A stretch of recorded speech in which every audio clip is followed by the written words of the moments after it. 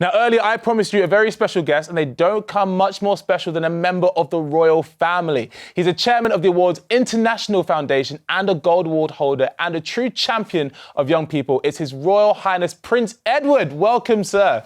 Thank you very much indeed, Reece. Great to join you. Great to have you with us. Now, first off, our sincere condolences from everyone at the award family.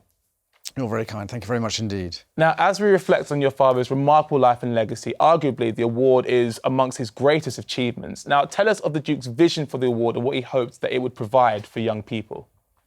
I think he was always a great champion of young people's possibilities. And really what he wanted to try to do was to find a means to be able to inspire them, to get involved in all sorts of activities. But I think more importantly, to empower them, to give them the chance to make their own decisions about what it is that they wanted to do, to set their own goals and then to go out and achieve them, which means that hopefully that degree of achievement, sense of achievement is so much greater when it's your own goal that you've overcome and set. So, I think that's what he really wanted to do. Absolutely. I think there's something very special about when you know that you've done that yourself, especially as a young person. Now, let's go back to when the award started in 1956. How has it evolved since then? I wasn't around then. I was not making any assumptions at all. Just wanted to make that absolutely clear before we start. No, of course not. No. But I think it's come on a huge way. I mean, just sheer numbers of young people that get involved with it today is very different. And of course, when it started out as a little pilot project then, I mean, it was just for boys. Yeah. It was quite funny because I think my father was really quite chuffed that he actually then designed a programme that was for girls. Yeah. And then they went, no, we want to do the same as the boys. So then they amalgamated the two programmes basically. Amazing. But and just that spread around the world. I mean, actually quite early on. I mean, it was in the 60s when places like Australia and Hong Kong and others began to take it up and start running with it as well. And here we are today in 130 countries around the world. It's just extraordinary. It's staggering when you think about that, how many have taken that on and made it their own. And what do you plan to do to build upon the legacy that Prince Philip has left? Well, it would be great if we can just continue to sustain it, but also to give many more young people those opportunities. You know, and as the name becomes better known, and if we can create the right sort of that right environment in more countries that appreciating what non-formal education learning can do for young people, and that learning outside of the classroom isn't a distraction, but can be positively advantageous for young people. And hopefully parents and teachers will feel more confident about supporting it.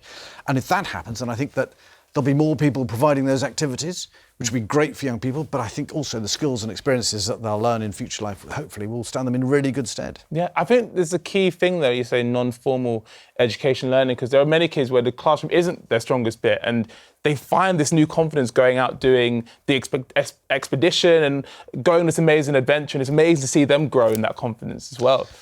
Absolutely, and they learn it by doing it, and that's the great thing. Yeah. And I think that what's been really interesting, I mean, sadly the pandemic has had an impact on a lot of young people's lives, but those skills and experiences of that normal are absolutely constant.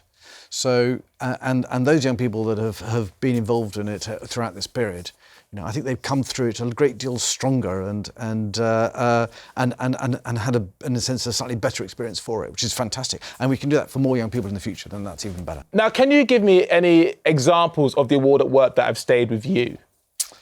Oh gosh, plenty. We'll take one or two. I mean, crikey, where to start? I mean, I mean, one of the things that I've enjoyed doing since I got involved has really been trying to push the boundaries of where the award works, on the basis that it really can work for anybody. So taking it to places that young people wouldn't perhaps otherwise get involved. And I remember once we introduced it to a small charity that works in India with homeless kids and street kids in India, because there were lots of charities working with these kids, but there wasn't a framework in order to let them progress and improve. So we set up this project with the Salam Balak Trust, and then years later I was at an event in New York, and there was a young man there taking photographs of the event, and he was wearing his gold pin. And I went, "Oh, you got your gold." He said, "Yes." "Where did you do that?" I said, "In India." "Oh," I said, "so was that through school?" He said, "No, it's through the Salam Balak Trust." And he was a street kid. This trust picked him up. He got involved in the award. he developed photography as a skill, and here he was on assignment in New York working for National Geographic. Oh my goodness! And the award is basically what just kind of elevated him up to become what he is today. Yeah. Yeah. That's amazing. I mean, as stories go, you picked a great one. Oh, good. Thank you for that. Now, the award is a large part of Prince Philip's legacy, but he'll be remembered for many things, one of which is his pioneering work in conservation. And it's true, sir, that the Duke's passion for conservation continues through many of the award participants as they choose conservation work as part of their voluntary service through the award. Is that not right? That's absolutely correct, yes. I mean, lots of young people get out there and do something for their communities, but certainly for the environment as well. And lots of people do, since environmentally related projects as well, especially at the residential, gold residential level.